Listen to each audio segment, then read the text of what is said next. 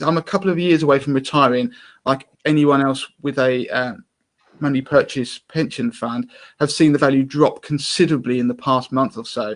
I'm invested via a discretionary fund manager, whereby the charges are 1.3%, 1.36% for the discretionary fund manager and 0.5% for the ongoing advice fee. So it brings it to 1.86%. My question is whether I would be better now to shift to a cheaper fund, perhaps a tracker, an ETF, while the markets hopefully regain some ground, as this would effectively be a personal pension.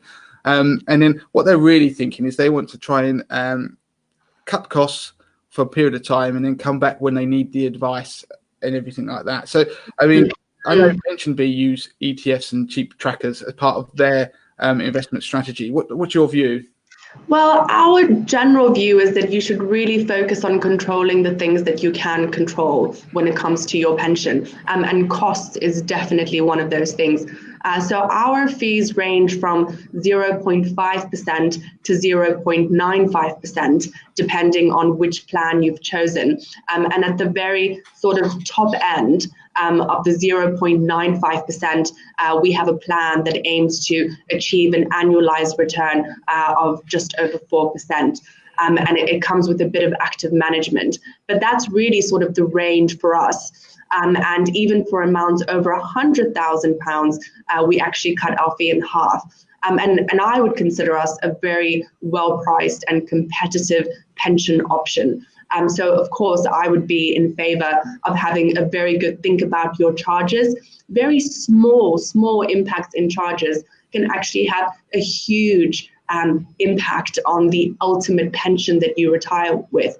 And that's because of the impact of compound interest. So whenever you take a little bit of money out of your pension because of a charge, you are giving yourself less opportunity to grow that money for the benefit of you within your pension pot. And so I definitely think that cutting costs and charges remains one of the most important ways and one of the primary reasons for consolidating your pension pots, or perhaps for doing a pension switch. So it's definitely something to consider.